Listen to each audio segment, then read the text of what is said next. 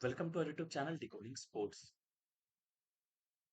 तो अगर आप पहली बार हमारे चैनल पर आए हैं और अब तक अगर आपने हमारे को सब्सक्राइब नहीं किया तो सब्सक्राइब कर लीजिएगा। अगर आप एलएनआईपी बीपीएड एंट्रेंस की तैयारी कर रहे हैं या फिर आप CUET UG physical education domain की तैयारी कर रहे हैं, आप देख सकते हैं सारे वीडियोस यहाँ पर ऑलरेडी मैंने अपलोडेड किए हुए हैं जो आपके काम के लायक हैं और बहुत ही ज्यादा जरूरत है आपको ये वीडियो देखना। तो आज का वीडियो हम लोग डिस्कस क्या करने वाले हैं। आज का वीडियो में हम लोग डिस्कस करेंगे आपका CUET UG physical education domain का 2024 का मॉक टेस्ट पेपर। ठीक है। अगर आपको और अच्छे से तैयारी करनी है तो आप हमारे साथ जुड़ सकते हैं डिकोडिंग स्पोर्ट्स वेबसाइट पर जाके, या फिर आप प्ले स्टोर से डिकोडिंग स्पोर्ट्स ऐप को डाउनलोड करके वहां से, चाहिए आपको कोर्स चाहिए या फिर टेस्ट सीरीज चाहिए या फिर नोट्स चाहिए, आप जो चाहिए आपको सब मिलेगा वहां पे। ठीक है। या कुछ भी समझ नहीं आता तो आप हमारे व्हाट्सएप नंबर पर मैसेज करके पूछ सकते हैं। देख सकते हैं यहाँ पे सारा यूनिट वाइज आपका लेक्चर्स पड़े हुए हैं, हिंदी में नोट्स हैं, इंग्लिश में नोट्स हैं और सबके प्रीवियस क्वेश्चंस पड़े हुए हैं। Full length mock test paper भी मैंने अपलोडेड किया हुआ है 7, और साथ में 500 पूरे कंबाइंड क्वेश्चंस को भी मैंने अपलोड किया हुआ है। ठीक है, जो क्विक रिवीजन के लिए आपके हो जाए। आप देख सकते हैं यहाँ पे टेस्ट भी है आपका हर चैप्टर वाइज। ठीक है, तो आप इस पर टाइम पे जाकर अटेम्प्ट भी कर सकते हैं।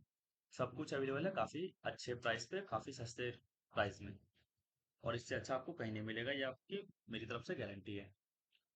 चलिए चलते हैं, मूव ऑन करते हैं। जो आज के लिए हमें सबसे मेन चीज पढ़ना है, जो हम पेपर सॉल्व करेंगे, आज का पेपर जो हम सॉल्व करेंगे इसको देखकर घबराइएगा मत, पेपर का लेवल थोड़ा सा हार्ड है।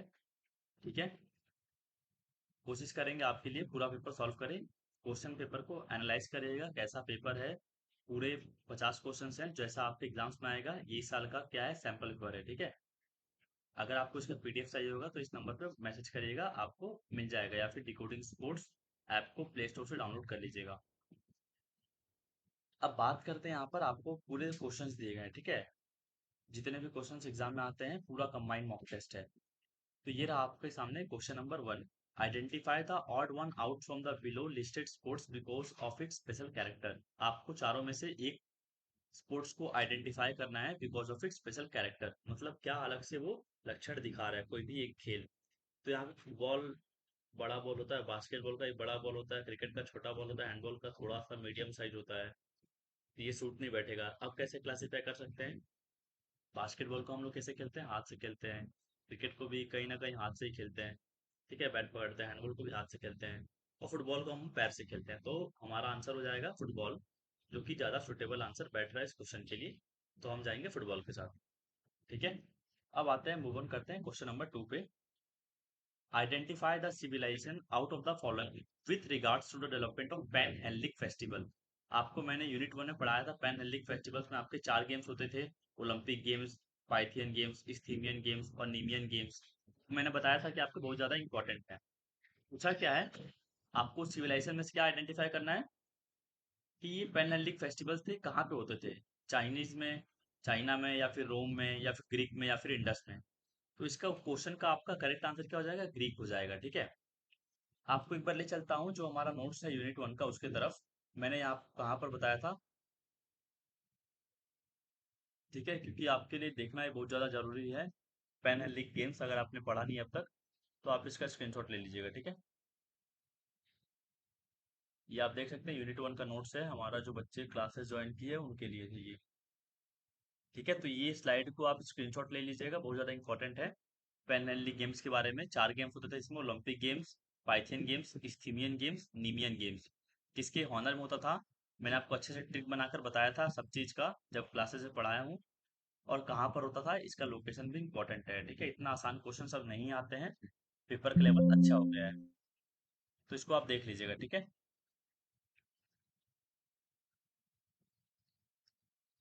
तो मूव ऑन करते हैं क्वेश्चन के पीडीएफ पे।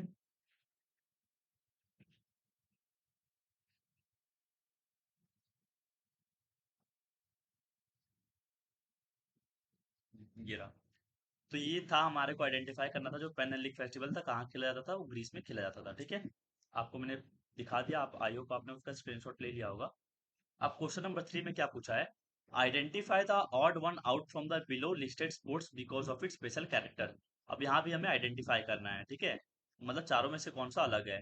पहला ऑप्शन है कैनोइंग, रोइंग, इक्विस्टेरियन और कायाकिंग। तो हम देख सकते हैं काफी सिंपल सा सवाल है ये। इसमें जो हमारे कैनोइंग है, रोइंग है और कायाकिंग है, तीनों वाटर स्पोर्ट्स हैं, ठीक है। और आपका इक्विस्टेरियन जो कि आपका घुड़सवारी है, ये आपका वाटर स्पोर्ट्स नहीं है। तो ये चारों में से अलग हो जाएगा, तो ये हो जाएगा हमारा क्वेश्चन का आंसर। अब मूव ऑन करते हैं क्वेश्चन नंबर 4 पे। अब क्वेश्चन नंबर 4 में क्या पूछा है, which among the following is not a correct characteristics of a circuit training. मतलब कौन सा सर्किट ट्रेनिंग का करेक्ट कैरेक्टरिस्टिक नहीं है, मतलब उसका लक्षण नहीं है किसका, सर्किट ट्रेनिंग का। अब इसमें दिए गए आपको चार ऑप्शंस, आपको आइडेंटिफाई करना है कौन सा नहीं है, ठीक है। अब चारों ऑप्शंस को आपको अच्छे से पढ़ना पड़ेगा, समझना पड़ेगा। ये क्वेश्चन का आप आंसर तभी कर पाएंगे जब आपको पूरा कंसेप्ट क्लियर है सर्किट ट्रेनिंग का। मैंने यूनिट 2 में ट्रेनिंग मेथड्स में पढ़ाया था। आपको ले चलते हैं पहले सर्किट ट्रेनिंग वाले के पीडीएफ की तरफ, ठीक है। आराम से पढ़ेंगे, जो जो टॉपिक आएगा उसको देखते चलेंगे, ठीक है, कंसेप्ट क्लियर करते चलेंगे।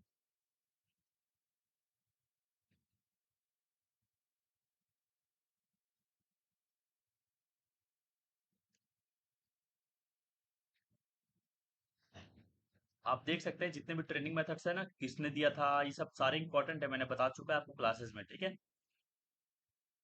तो हमें देखना है सर्किट ट्रेनिंग के बारे में, ठीक है। ये रहा आपका सर्किट ट्रेनिंग का बारे में मैंने पढ़ाया था जब बच्चों को, कि सर्किट ट्रेनिंग क्या होता है, किसने दिया है, क्या होता है इसमें। इसको आप अच्छे से रीड आउट कर लीजिए। मुझे तो सब कुछ पता ही है क्योंकि मैंने पढ़ाया हुआ है आपको। जो बच्चे नहीं पढ़े हुए हैं एक बार देख लीजिए, फिर आप क्वेश्चन को आंसर कर पाएंगे अच्छे से, जो अभी मैं आपसे पूछूंगा, ठीक है। तो सर्किट ट्रेनिंग आपका इफेक्टिव मेथड है आपका स्ट्रेंथ एंड्योरेंस को डेवलप करने के लिए, जो कि जीडी एडम्सन और आर ई मॉर्गन के द्वारा दिया गया था, कब, 1957 में। ये बहुत ही इंपॉर्टेंट क्वेश्चन है, यहाँ से पूछता है किसने दिया था, ठीक है। सर्किट ट्रेनिंग में होता क्या है, बेसिकली अलग अलग सेट ऑफ एक्सरसाइज को हम परफॉर्म करते हैं अलग अलग स्टेशन पर, ठीक है, एक सर्किट बनता है। तो ये हमारा कहलाता है सर्किट ट्रेनिंग। अब देखते हैं क्वेश्चन में हमारा पूछा क्या है, क्वेश्चन की तरफ चलते हैं। Which among the following is not a correct characteristics of a circuit training. तो क्या लिखा है पहले पॉइंट में, exercise are usually perform with medium resistance. चलो होल्ड पे रखते हैं इसको। ऑप्शन नंबर 2 में क्या पूछा है, exercises are usually perform with medium weight. इसको भी होल्ड पे रखते हैं। Frequency of repetitions vary as per the need of the program. ये तो बिल्कुल सही है, ठीक है। अब मतलब इसमें फोर्स से हो रहे हैं, इसमें डाउट था, इसमें डाउट होगा आप लोग को। और लास्ट वाला पॉइंट पढ़ते हैं, frequency of repetitions remain same on each station to get better results. Frequency मतलब क्या, मैं एक्सरसाइज को उतना ही फ्रीक्वेंसी करूंगा, उतनी बार करूंगा, ऐसा तो कोई फिक्स नहीं रहता है, ठीक है। Frequency of repetition remain same in each station, मतलब मान लीजिए मैं इस यहाँ पे परफॉर्म किया कोई एक्सरसाइज, यहाँ पे परफॉर्म किया, यहाँ पे परफॉर्म किया, यहाँ पे परफॉर्म किया, ऐसा फिक्स थोड़ी है कि मैं इसको 8 ही बार करूंगा, इसको भी 8 ही बार करूंगा, इसको भी 8 ही बार करूंगा, इसको भी 8 ही बार करूंगा।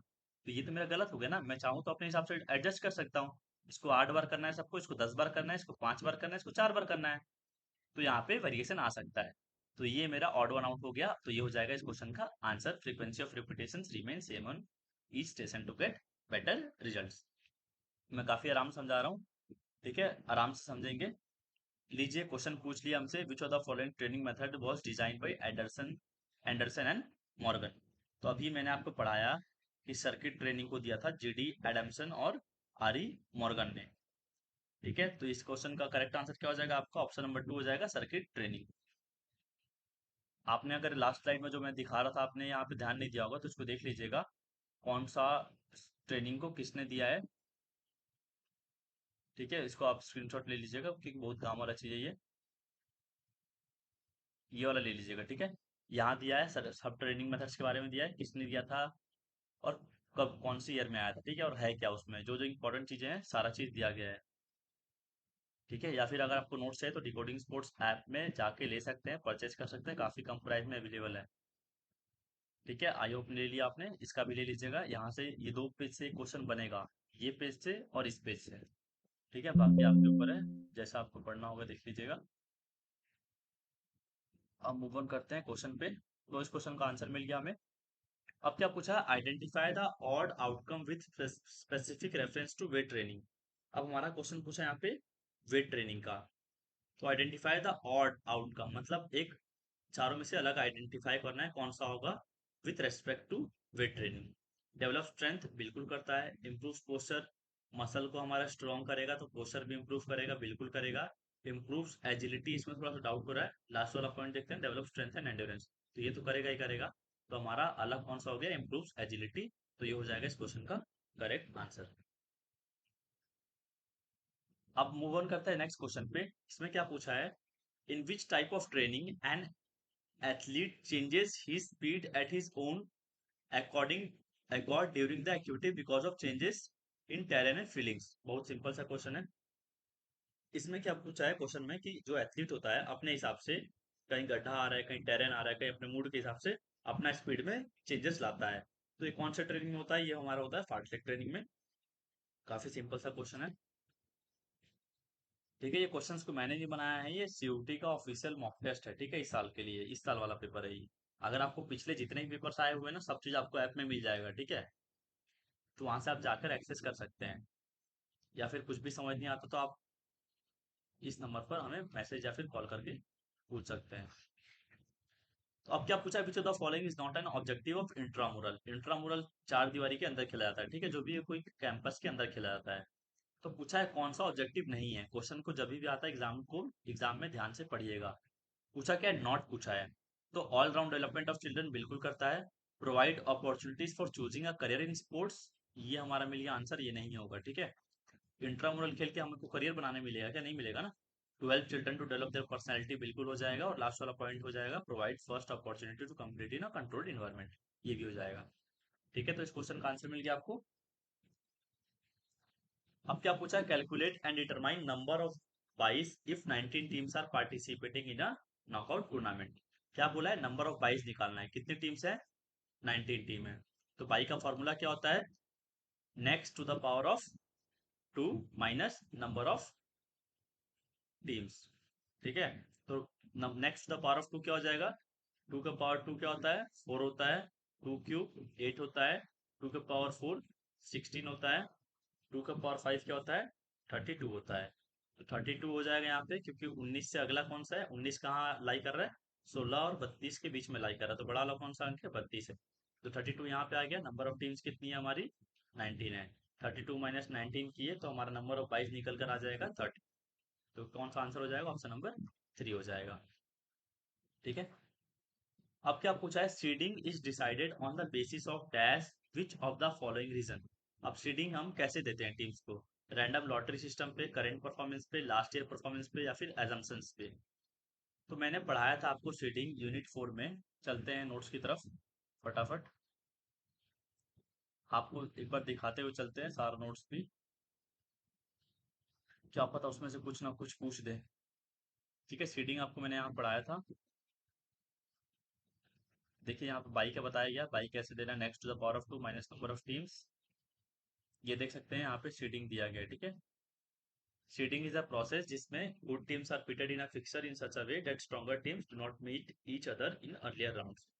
ठीक है, तो सीडिंग हम जो भी टीम्स होती है उसको पास्ट परफॉर्मेंस के बेसिस पे दिया जाता है। ताकि किस लिए दिया जाता है, ताकि जो अच्छी अच्छी टीमें हो उनका आपस में मैच होकर बाहर ना हो जाए, ताकि टूर्नामेंट अच्छा बना रहे।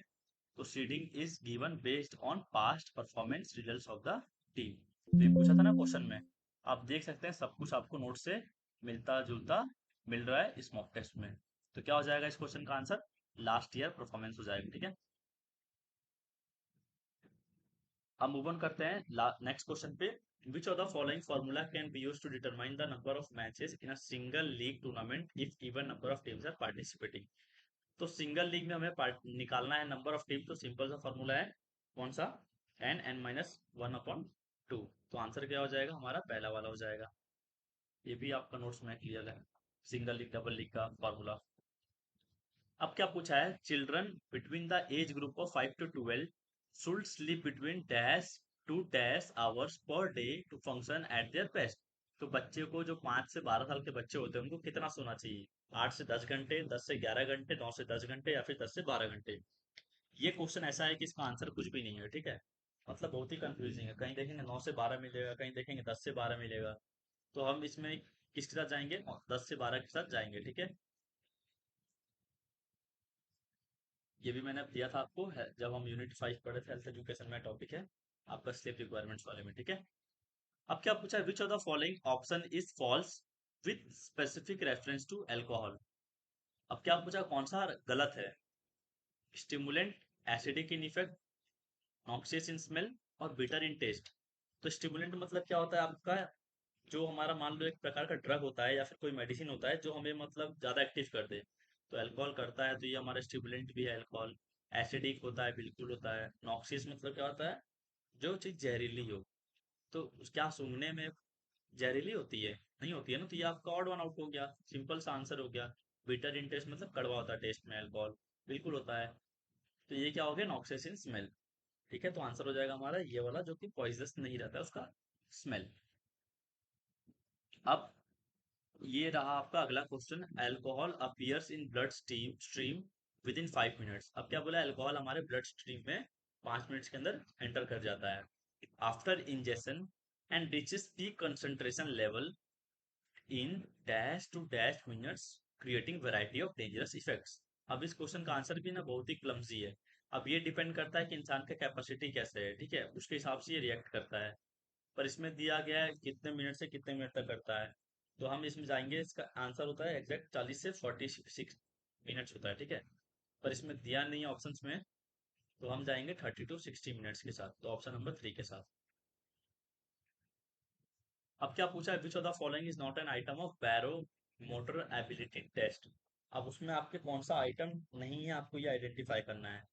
तो इसमें से हमारा सिंपल सा है, जिगजैग रन है, मेडिसिन बॉल पुट भी है, स्टैंडिंग ब्रॉड जंप भी है, तीन ही था, चौथा पार्शियल कर्ल। तो ये आपका Rikli and senior citizen fitness test में था। तो इसका आंसर हो जाएगा पार्शियल कर्ल। अब क्या पूछा था, correct formula to compute fitness index. तो मैंने बताया था आपको, हार्वर्ड स्टेप टेस्ट का फॉर्मूला बताया था ना आपको, 100 into test duration in seconds upon क्या था बताया था आपको, 2 into sum of heart beats in recovery period. मतलब कि जो हमारा फर्स्ट हार्ट बीट आएगा, एच प्लस H2 आ जाएगा प्लस H3 आ जाएगा। तो आंसर हो जाएगा हमारा सेकंड वाला। ठीक है।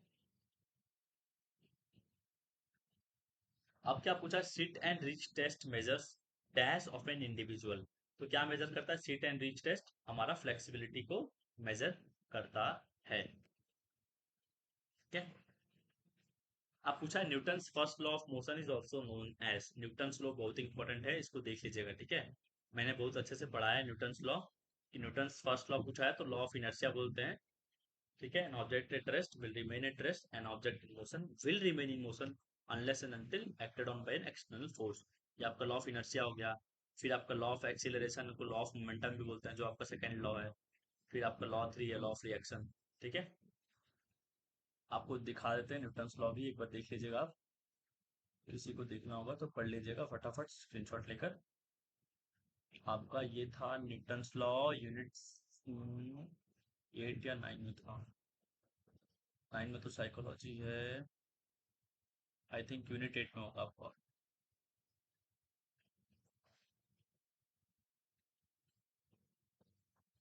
इस यूनिट में होगा, ठीक है, बायोमैकेनिक्स में।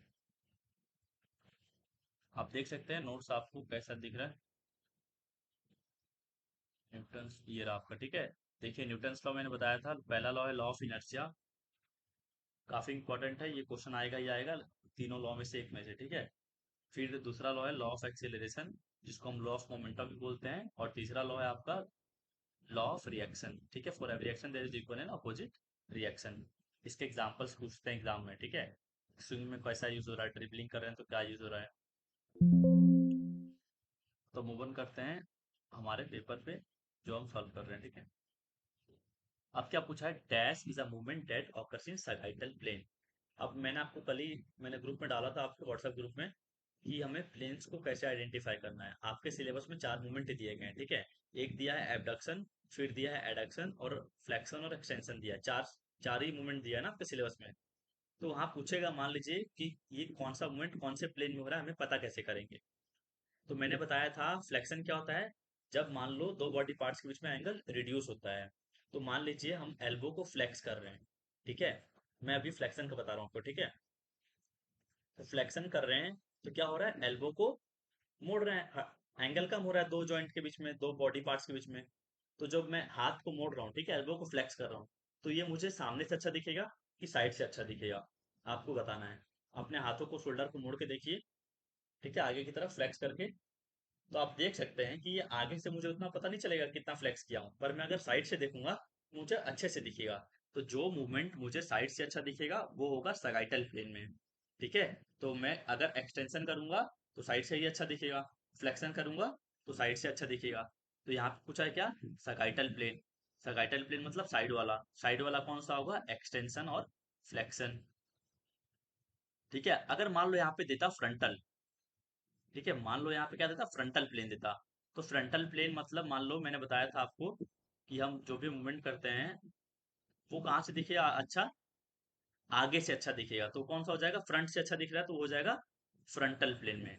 अब फ्रंटल प्लेन में कौन कौन सा मूवमेंट होता है? एक होगा हमारा एबडक्शन और दूसरा होगा एडक्शन। मैंने बताया था एबडक्शन क्या होगा?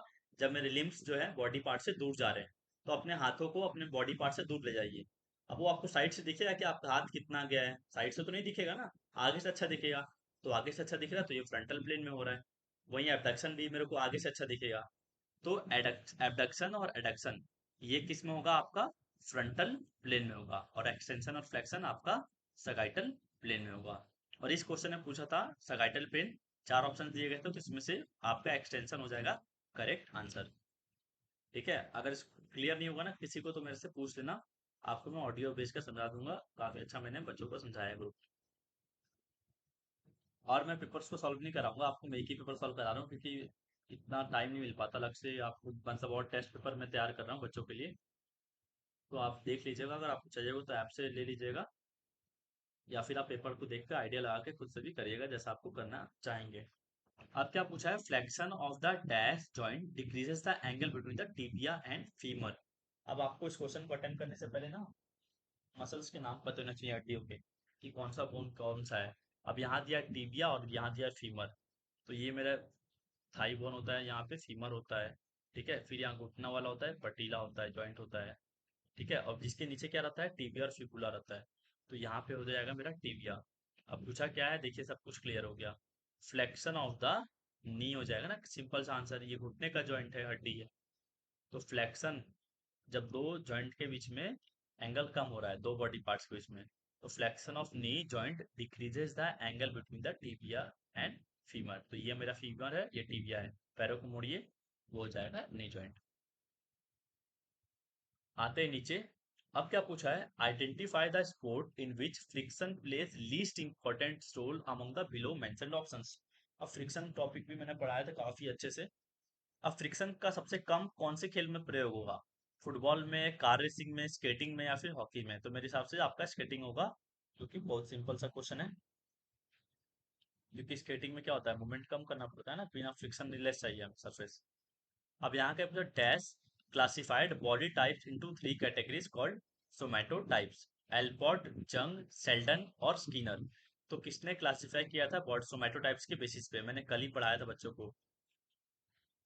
किसने क्लासिफाई किया था आपको? बहुत सिंपल सा क्वेश्चन है। इन्होंने तीन क्लासिफिकेशन दिया था, मैंने आपको ट्रिक से बताया भी था। शेल्डन ने दिया था तीन क्लासिफिकेशन: एंडोमॉर्फ, मेसोमॉर्फ, एक्टोमॉर्फ। ठीक है। चलिए आपको उसको भी दिखा देता हूँ फटाफट। आपका ये होगा यूनिट 9 में।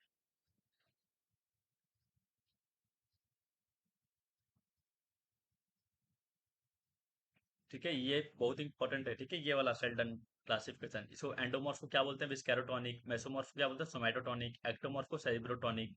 इनके कैरेक्टर मैंने आपको बताया था, पढ़ लीजिएगा इसको। ठीक है। फिर जंग क्लासिफिकेशन दिया गया, ट्रेड्स ओशन थ्योरी है ना आपका, ओपननेस, कॉन्सियसनेस, एक्स्ट्रावर्जन, एग्रीएबलनेस, न्यूरोक्रिटिज्म। देखिए जो पढ़ा हुआ है ना उसको समझ में आ रहा होगा, और ये उन्हीं बच्चों के लिए वीडियो है। अब जो बिल्कुल नहीं पढ़ा ना उसके लिए वीडियो नहीं है। अगर आपको बिल्कुल नहीं पढ़ा है, आपने पढ़ना है, तो आपको जाके ऐप से खरीद के पढ़ना पड़ेगा, सब्सक्रिप्शन लेके। पढ़ने वाला भी पढ़ लेगा। ये उनके लिए जो बच्चों को मैंने पढ़ा दिया है, और उनको उनके लिए क्वेश्चंस करा रहा हूँ, तो इसलिए मैं थोड़ा फास्ट समझा रहा हूँ। ठीक है। ऐसा मत समझिए कि फटाफट बता रहे हैं सर, क्योंकि टाइम कम है, वीडियो बनाने का टाइम नहीं मिल पाता उतना, फटाफट कर रहे हैं। ठीक है। अब क्या पूछा है? Dash are rounded and soft. Rounded मतलब गोल मटल होते हैं। Are said to have tendency towards viscerotonic. अभी मैंने आपको स्लाइड में दिखाया कि विस्केरोटोनिक किसको बोलते हैं? ये बोलते हैं आपका एंडोमॉर्फ को। ठीक है। अब क्या पूछा है, which of the following does not fall in the category of personality trait. अब कौन सा इसमें से पर्सनैलिटी ट्रेट के अंदर नहीं आता है, फटीग, हेजिटेंट, डोमिनेंट या फिर एप्रीहेंसिव। तो इसमें मेरे हिसाब से आपका पर्सनैलिटी ट्रेट मतलब पर्सनैलिटी का लक्षण कौन सा नहीं होगा, तो आपका हो जाएगा फटीग, ठीक है, थकावट। ये कहीं ना कहीं पर्सनैलिटी से मिलता जुलता नहीं है, बाकी तीनों तो है कुछ ना कुछ कैरेक्टर दर्शा रहा है। अब क्या पूछा है, Allport in which year defined personality as the dynamic organization within the individual of those psychological systems that determine his unique adjustment to his environment. आपको मैंने जो भी चैप्टर्स में दिया गया था ना डेफिनेशन, कौन से किसने कौन से ऑथर ने दिया है, मैंने आपको सारे पढ़ाया है, इंपॉर्टेंट है, ठीक है। अब यहाँ पे पूछ दिया है ईयर, तो ईयर थोड़ा ज्यादा हो गया, जो ज्यादा टफ हो जाएगा आपके लिए, पर इसका आंसर आपको बताया तो 1961 हो जाएगा। अब देखिए यहाँ पे क्या दिया है, ये थोड़ा आउट ऑफ सिलेबस क्वेश्चन है, ठीक है, क्योंकि बहुत ही डीप क्वेश्चन पूछा है। Arrange the following stretching exercises in a sequential order from head to toe, मतलब सर की तरफ से पैर की तरफ आना है। सबसे ऊपर आपको मसल्स के नाम पता होने चाहिए, तब आप बता पाएंगे कि कौन सा स्ट्रेचिंग एक्सरसाइज हो रहा है। तो सबसे ऊपर है हमारा ट्रेपेजियस, ठीक है, मान लो यहाँ पे नेक के पीछे होता है ट्रेपेजियस, यहाँ पे होता है। तो ये हमारा सबसे पहले आएगा ए वाला, तो ए इसमें नहीं है और इसमें नहीं है, तो बचा 2 और 4। अब ए के बाद आएगा हमारा लेटिसमस डॉर्सी, जो आपका नेक के पीछे साइड में होता है ऐसे। तो ए के बाद हो जाएगा सी, ए के बाद सी दोनों में दिया है। इसके बाद आएगा हमारा लेटिसमस के बाद क्या आता है, लंबर रोटेशन स्ट्रेच आ जाएगा, ठीक है, डी वाला आ जाएगा। तो डी किस में दिया है हमारा, ये रहा, तो हमारा आंसर हो जाएगा सेकेंड वाला पॉइंट। आप इसको गूगल करके एक एक मूवमेंट को देखिएगा, तब आपको समझ में आएगा, ठीक है। एक एक ये एक्सरसाइज को ना देखिएगा गूगल में, तब आपको समझ में आएगा कि ये कैसे हुआ क्वेश्चन। अब यहाँ पे क्या पूछा है, arrange the following teaching career options in sequential order from lowest to highest, मतलब नीचे से लेकर बढ़ती क्रम में आपको हाईएस्ट रैंक पर ले जाना है। तो सबसे नीचे इसमें से होगा आपका पीआरटी, मतलब जो बच्चों का टीचर होता है, पीआरटी। इसके बाद हो जाएगा हमारा पीआरटी के बाद आएगा हमारा टीजीटी, ठीक है, जो ट्रेन ग्रेजुएट टीचर, जो 8 तक के क्लास के बच्चों को पढ़ाते हैं। इसके बाद आ जाएगा पीजीटी, पोस्ट ग्रेजुएट टीचर, जो 10th 12th के बच्चों को पढ़ाते हैं। पीजीटी के बाद आता है हमारा असिस्टेंट प्रोफेसर, ठीक है, जब कॉलेज में जॉब लगती है ऐसा प्रोफेसर, तो पहले असिस्टेंट प्रोफेसर लगते हैं, फिर शायद आफ्टर 10 या 15 ईयर्स ऑफ सर्विस हम एसोसिएट बन जाते हैं, ठीक है। तो पीआरटी आपका है ऑप्शन नंबर बी में, तो बी हो जाएगा पहले। बी के बाद है टीजीटी, टीजीटी सी दोनों में दिया है। इसके बाद ई भी दिया है, चौथा वाला डी है। तो 1 2 3 4 असिस्टेंट प्रोफेसर, तो डी, ये हो जाएगा हमारा क्वेश्चन का सही आंसर, ठीक है। क्लियर है सभी को। अब देखिए यहाँ पे क्या पूछा है, arrange the following sports federation as per their year of establishment, oldest to latest. अब आपको पता होना चाहिए कि बास्केटबॉल फेडरेशन ऑफ इंडिया कब आया था, ये कब आया था, ये कब आया था, ये कब आया था, ये कब आया था। बास्केटबॉल फेडरेशन ऑफ इंडिया आपका आया था 1950 में। इंडियन एमेच्योर बॉक्सिंग फेडरेशन आपका आया था 1949 में। एथलेटिक फेडरेशन ऑफ इंडिया आया था एएफआई, आपका कब आया था, 1946 में आया था। और बीसीसीआई आया था आपका 1928 में। वॉलीबॉल फेडरेशन ऑफ इंडिया आया था आपका 1951 में। आप इसको सीक्वेंसली अरेंज कर देंगे तो आपका आंसर आ जाएगा, ऑप्शन नंबर 1 हो जाएगा आंसर, DCBAE। अब देखिए यहाँ पे क्या पूछा, arrange the following communicable diseases as per their incubation period in sequential order from lowest to highest. अब इंक्यूबेशन पीरियड क्या होता है कि मान लो आपको कोई बीमारी हुआ, तो आप कितने दिन तक वो अफेक्ट करेगा, ठीक है। तो ये थोड़ा हाई लेवल का क्वेश्चन है, ठीक है, कम्युनिकेबल डिजीज में। इसका भी स्लाइड है, आपको मैं दिखाई देता हूँ, आप पढ़ा ही रहे तो अच्छे से। ये आपका होगा है, ये थोड़ा हाई क्लास वाले नोट्स हैं, इसमें आपका, इसका भी आप स्क्रीनशॉट ले लीजिएगा, ठीक है। इसका भी ले लीजिए पहले तो, यहाँ से भी क्वेश्चन बन सकता है, विटामिन वाला चार्ट।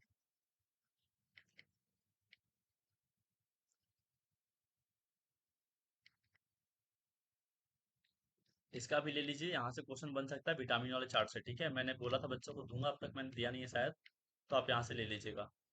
अब हम बात करते हैं आगे, जो आपका कम्युनिकेबल डिजीजेस वाला है। देखिए यहाँ पे दिया है, स्मॉल पॉक्स का इंक्यूबेशन पीरियड कितना होता है, 12 दिन का होता है। चिकन पॉक्स का 14 से 16 दिन का। तो ये होता है आपका इंक्यूबेशन पीरियड होता है। इसको छोड़ दीजिए, आप याद नहीं कर पाएंगे, ठीक है, बहुत हाई लेवल हो जाएगा। पता नहीं कैसे इतना मॉक टेस्ट इतना हार्ड बना के दिया हुआ है। तो इस क्वेश्चन को आप स्किप करिएगा वैसे, पर बता देता हूँ इसका आंसर क्या होगा, कैसे होगा। अब देखिए, कोलेरा का जो होता है ना, इसका इंक्यूबेशन होता है आपका अप्रोक्स होता है 6 से 6 घंटे से इफेक्ट आना चालू करता है, 2 से 3 दिन तक चलता है। रूबेला का आपका 14 दिन बाद करता है। इन्फ्लुएंजा आपका 80 to 72 आवर्स में करता है। मीसल्स आपका 10 दिन में करता है। तो अरेंज करिएगा सिक्वेंशियल ऑर्डर में, तो आंसर आ जाएगा ऑप्शन नंबर 3 हो जाएगा। ठीक है, इसको क्वेश्चन थोड़ा हाई लेवल के थे इसलिए मैंने आपको सॉल्व करा, ठीक है। अब यहाँ क्या पूछा है, चेयर स्टैंड टेस्ट जो आपको बताया था, Rikli and John senior citizen fitness test में, उसको आपको हाईएस्ट टू लोएस्ट अरेंज करना है। मतलब सबसे ज्यादा किसमें रिपीटिशन हुआ, 6 full stand and 1 half stand. तो आ जाएगा पहले सी आ जाएगा, तो आंसर ये वाला हो जाएगा। 12 हाफ स्टैंड मतलब बताया था ना, कुर्सी पर एक बार आप उठेंगे बैठेंगे तो आपका एक काउंट होगा। तो वैसे ही वो वही वाला टेस्ट है आपका, Rikli and John senior citizen fitness test था ना, वही वाला है, ठीक है। अब यहाँ पे देखिए, ये क्वेश्चन है 22 से क्वेश्चन आपका आएगा ही आएगा। How many byes will be given in upper half and lower half if there are 19 teams participating in a single knockout tournament. अब 19 टीम्स पार्टिसिपेट कर रही है, ठीक है। बाई का फॉर्मूला क्या होता है, next to the power of 2। तो हो जाएगा 32 माइनस नंबर ऑफ टीम्स 19 हो गया। तो 9 में से 32 माइनस 19 कितना हो गया हमारा, 13 हो गया। अब number of byes in upper half पूछा है, लोअर हाफ अलग अलग पूछा है। तो number of byes in upper half का फॉर्मूला क्या होता है आपका, मैंने बताया था, नंबर ऑफ बाइज माइनस 1/2। ठीक है, ये अपर हाफ का होता है, तो क्या हो जाएगा 12/2, ये हो जाएगा 6। तो अपर हाफ में हो जाएंगे 6/22, और लोअर हाफ में 13/-6 कर देंगे तो हमारा 7/22 बच जाएगा। ठीक है, तो क्या हो जाएगा 6 and 7। तो 6 and 7, तो A and C, sorry B and C. ठीक है, तो अपर हाफ में कितना बाई आ रहा है हमारा, 6/22 आ रहा है, ठीक है, और लोअर हाफ में कितना आ रहा है, 7/22 आ रहा है। तो ए और सी कौन से ऑप्शन में दिया है, किसी में नहीं दिया आई थिंक। ठीक है, इसको चेकआउट कर लीजिएगा। बाकी तो मैंने बता दिया कैसे सॉल्व करना है।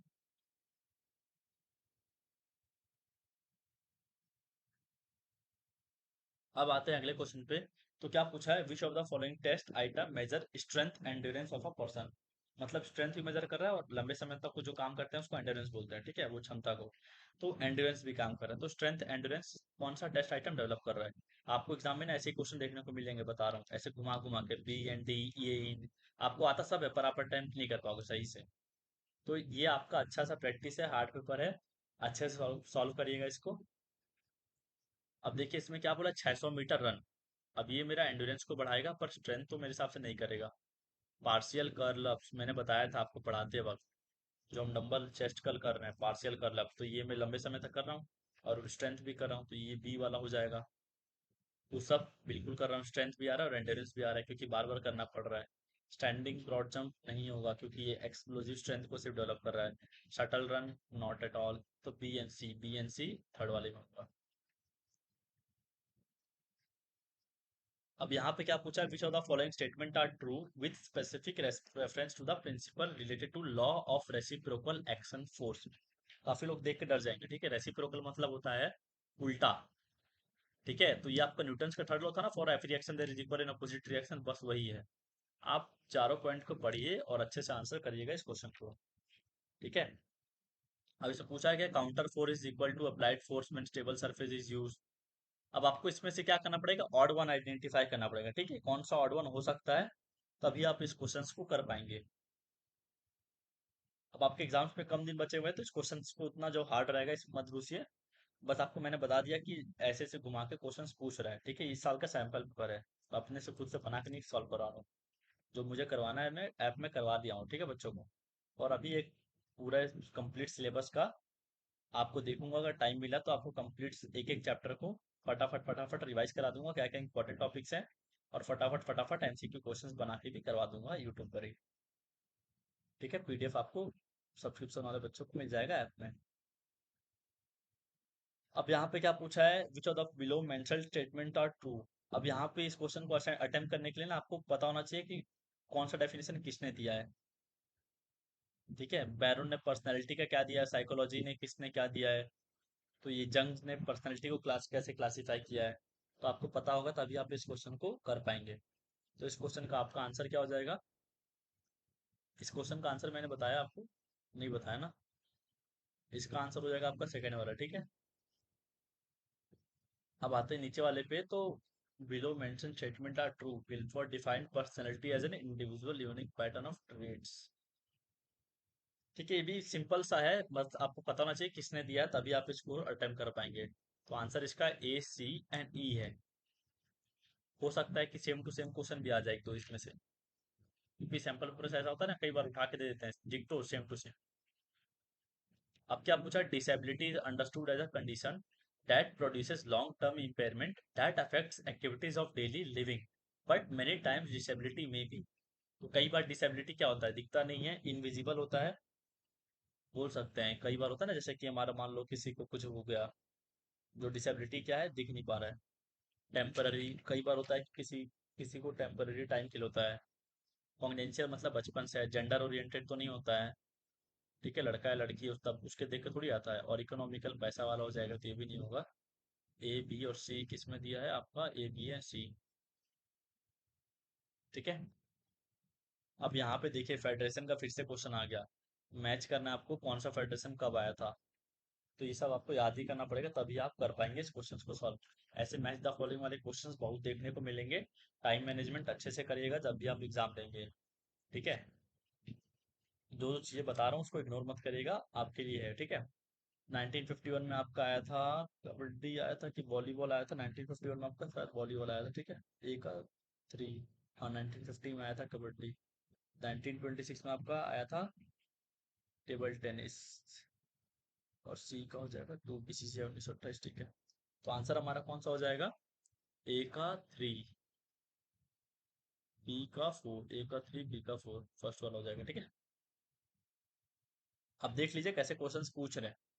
अब यहाँ पे क्या पूछा है? मैच द नंबर ऑफ बाइस listed in list one with the formula. अब आपको लिस्ट इधर स्टेटमेंट दिया गया, इधर फॉर्मूला दिया गया, ऐसे क्वेश्चंस आएंगे। नंबर ऑफ बाइस इन अपर हाफ मैंने अभी आपको बताया था, N B minus one upon two होता है। तो ए का हो जाएगा हमारा थ्री। ठीक है, बी का देखते हैं, नंबर ऑफ बाइस इन लोअर हाफ। लोअर हाफ का मैंने बताया था फॉर्मूला क्या होता है, उल्टा हो जाता है। ठीक है, जो नंबर ऑफ टीम्स बांटते हैं तो यहाँ प्लस हो जाता है लोअर हाफ। तो N B plus one upon two, तो बी का हो जाएगा हमारा टू। ठीक है, यहाँ पे मैंने गलत लिख दिया, फोर ऊपर। ठीक है, एन बी माइनस वन इधर दिया है। अब सी का देखते हैं, number of teams in upper half. Upper half का फॉर्मूला क्या होता है, N plus one upon two. तो सी का हो जाएगा वन, और डी का कौन सा हो जाएगा, number of teams in lower half, N minus one upon two, three. Four two one three, four two one three. ठीक है, देखे ना, अगर आपको सब कुछ पता है ना, फॉर्मूला मैंने जैसा पढ़ाया है, फटाफट कर लोगे। ठीक है, अब यहाँ देखिए क्या लिखा है। Match the terms listed in list one with the most suited statement listed in list two. यहाँ दिया डिजीज, यहाँ दिया कम्युनिकेबल, एपिडेमिक और पैंडेमिक। एपिडेमिक और पैंडेमिक आपको अच्छे से क्लियर होना चाहिए। एपिडेमिक क्या होता है, मान लो जो एक पर्टिकुलर कोई भी, मान लो कोई कम्युनिटी में है, कोई लोकल एरिया में है। और पैंडेमिक क्या है, पूरे वर्ल्ड में फैल चुका है, जैसे कि आपको कोविड 19 पैंडेमिक था। तो पैंडेमिक से हम कंट्री टू कंट्री, डी का वन हो जाएगा। डी का वन किस में दिया है, इसमें दिया है, सिंपल सा आंसर मिल गया। ऐसे निकालते हैं फटाफट आंसर। ठीक है, फिर मैच कर लेते हैं यहाँ पे एक बार फटाफट। एपिडेमिक के क्या हो जाएगा, occurs in community, communicable infectious disease का हो जाएगा विदाउट इज। अब देखिए यहाँ पे क्या बोला है, मैच करना है आपको लिस्ट वन को लिस्ट टू से। तो motor fitness test, Dickley and John senior citizen, general motor ability, aerobic fitness. तो आप सॉल्व करिए फटाफट, काफी इजी क्वेश्चन है ये भी। अब यहाँ पे मोटर फिटनेस टेस्ट का क्या हो जाएगा, रिकली एंड जॉन। देखिए अगर मान लीजिए चार ऑप्शन दिए, ठीक है, आपको कंफ्यूजन हो रहा है कभी भी, तो क्वेश्चन को अटेम्प्ट कैसे करना है, आपको देखना है कि मुझे क्या आता है। चारों में से मुझे क्या आता है, रिकली एंड जॉन।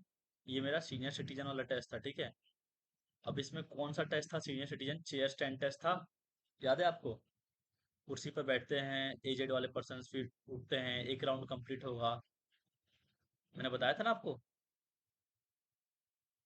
तो डी का हो जाएगा 1। बी का 1 किस में दिया है? इसमें दिया है और इसमें दिया है। एक क्लियर हुआ। अब आते हैं, अब क्या हो सकता है। एरोबिक फिटनेस में मैं बताया था आपको, हार्वर्ड स्टेप टेस्ट निकलता है। तो डी का मेरा 2 हो सकता है। डी का 2 किस में दिया है? वाह भाई, दोनों में दिया है। लेवल ऑफ कोइंसिडेंस, कोई बात नहीं। अब देखते हैं general motor ability test. General motor ability test test करता है, ठीक है। जनरल में क्या आ जाएगा? जिगजैग आ जाएगा आपका, और मोटर फिटनेस में आपका क्या आ जाएगा? 600 मीटर रन एंड वॉक आ जाएगा। ए का हो जाएगा 3। ए का 3 कहाँ दिया है? फर्स्ट वाले में दिया है, तो आंसर हो जाएगा फर्स्ट वाला। देख रहे हैं, ऐसे क्वेश्चंस पूछते हैं। सब चीज आपने पढ़ा हुआ है, पर फिर भी कैसा लग रहा होगा आपको, ठीक है। अब क्या बोला है? मैच करना है आपको लिस्ट 1 को लिस्ट 2 से। तो एथलेटिक्स, जिम्नास्टिक्स, हॉकी और सॉकर, और आपको आइडेंटिफाई करना है किससे आप फ्रिक्शन बढ़ा सकते हैं। तो एथलेटिक्स ट्रैक इवेंट्स में, हॉकी, सॉकर का सबसे इजी है, स्टड्स पहन सकते हैं। डी का 1 हो जाएगा। डी का 1, ये रहा, मिल गया आंसर एक बार में। हॉकी में हमारा ग्रिप यूज करते हैं, तो सी का 2। सी का 2। जिम्नास्टिक में हम पाउडर यूज करते हैं, बी का 3 हो जाएगा। और ए का हमारा एथलेटिक्स में हम स्पाइक वाले शूज यूज करते हैं, तो ये हो जाएगा ए का 4। तो हो गया आंसर, फटाफट क्वेश्चन सॉल्व। अब देखिए नीचे पैसेज है, तो पैसेज को तो मैं ऐसे सॉल्व नहीं करा सकता। आप इसको स्क्रीनशॉट ले लीजिए, क्वेश्चंस को एक एक दिखा दे रहा हूँ, फटाफट आप सॉल्व कर लीजिएगा। ठीक है। देख लिया आपने, इसका स्क्रीनशॉट ले लीजिए पैसेज का। मैं 2 सेकंड तक रुक जा रहा हूँ। अब ये रहा आपके सामने इस पैसेज का पहला क्वेश्चन।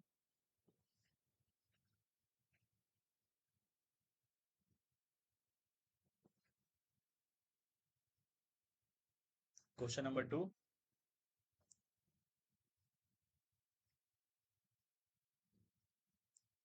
Question number 3।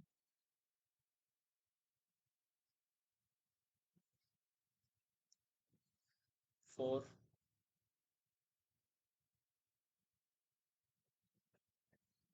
5। ये अगला पैसेज है, ठीक है। दो पैसेज आपके एग्जाम में आएंगे, आप देख सकते हैं ना पेपर का पैटर्न कैसा है। दो पैसेज आ रहा है। अटेम्प्ट कितना करना है मुझे? 50 में से 40 करना है, जो भी मुझे 40 आता हो। आपने ले लिया इस पैसेज का। आप क्वेश्चंस का ले लीजिएगा, ये रहा आपके सामने क्वेश्चन नंबर 1।